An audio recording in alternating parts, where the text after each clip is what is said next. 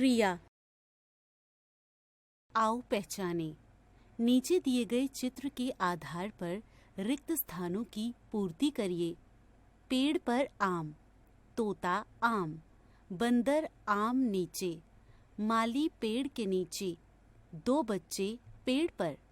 आओ जाने।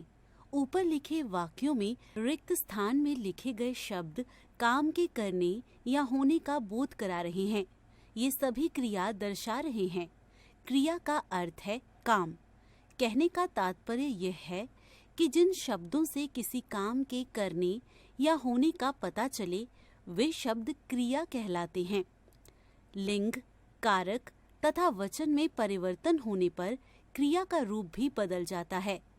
लिंग परिवर्तन होने पर लड़का खेल रहा है, लड़की खेल रही है। कारक परिवर्तन होने पर राम ने पेंसिल से लिखा, राम पेंसिल से लिख रहा है। वचन परिवर्तन होने पर लड़की स्कूल जा रही है, लड़कियां स्कूल जा रही हैं। क्रिया का मूल रूप धातु कहलाता है। इसमें प्रत्यय जोड़कर अन्य क्रिया शब्द बनाए जाते हैं, जैसे लिख, गा, पढ़, नाच, सो, खा, रो आदि। लिखना, गाना, पढ़ना, नाचना, सोना, खाना, रोना आदि शब्दों में ना प्रत्यय जोड़कर क्रिया शब्द बने हैं। क्रिया के 2 रूप होते हैं, सकर्मक, अकर्मक। सकर्मक क्रिया स में जोड़े कर्मक यानी कर्म के साथ। शिवम सितार बजा रहा है, कर्ता कर्म क्रिया। आरुषि दूध पी रही है, कर्ता कर्म क्रिया। इन वाक्यों में क्रिया के साथ क्या, किसे प्रश्न करने पर जो उत्तर मिलता है वह कर्म कहलाता है। जैसे प्रश्न, शिवम क्या बजा रहा है? उत्तर, सितार, कर्म।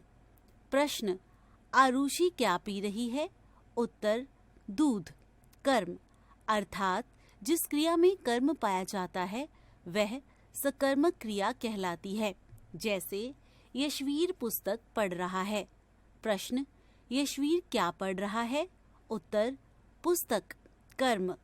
अकर्मक क्रिया अ जोड़े कर्मक यानी कर्म के बिना।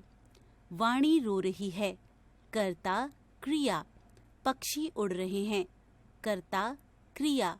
इन वाक्यों में क्या या किसे प्रश्न करने पर उत्तर नहीं मिलता। जैसे वाणी क्या रो रही है? उत्तर, प्रश्नवाचक चिन्ह। पक्षी किसे उड़ रहे हैं? उत्तर, प्रश्नवाचक चिन्ह। यहाँ क्या प्रश्न करने पर कोई उत्तर नहीं मिल रहा है। यहाँ केवल कर्ता और क्रिया का प्रयोग किया गया है, अतः यहाँ अकर्मक क्रिया है। अर्थात जिस क्रिया में कर्म नहीं पाया जाता वह अकर्मक क्रिया कहलाती है। ध्यान रखें, होना, है तथा था भी क्रिया होते हैं। कुछ वाक्यों में 2 क्रियाएं भी पाई जाती हैं। एक क्रिया से पहले दूसरी क्रिया को पूर्वकालिक क्रिया कहते हैं। जैसे अमित ऑफिस से आकर सो गया, शुभम ने नहाकर कपड़े पहन लिए। कुछ वाक्यों में 2 कर्म होते हैं। जैसे अंश ने अमोल को गाना सुनाया। प्रश्न, किसे सुनाया? उत्तर, अमोल को। प्रश्न, क्या सुनाया? उत्तर, गाना। इन वाक्यों में किसे और क्या लगाने से 2 उत्तर मिलते हैं, अतः यहाँ 2 कर्मों का प्रयोग किया गया है, इसलिए इसे द्विकर्मक क्रिया कहते हैं। सोचें और बताएं, क्रिया किसे कहते हैं? अकर्मक और सकर्मक क्रिया में अंतर बताएं। हमने सीखा काम बताने वाले शब्द को क्रिया कहते हैं। क्रिया के बिना वाक्य अधूरा होता है। कारक, लिंग, वचन का प्रभाव क्रिया पर पड़ता है। क्रिया का मूल रूप धातु कहलाता है। क्रिया के 2 प्रकार हैं, सकर्मक तथा अकर्मक क्रिया। जहाँ कर्म पाया जाए सकर्मक क्रिया, जहाँ कर्म ना पाया जाए अकर्मक क्रिया।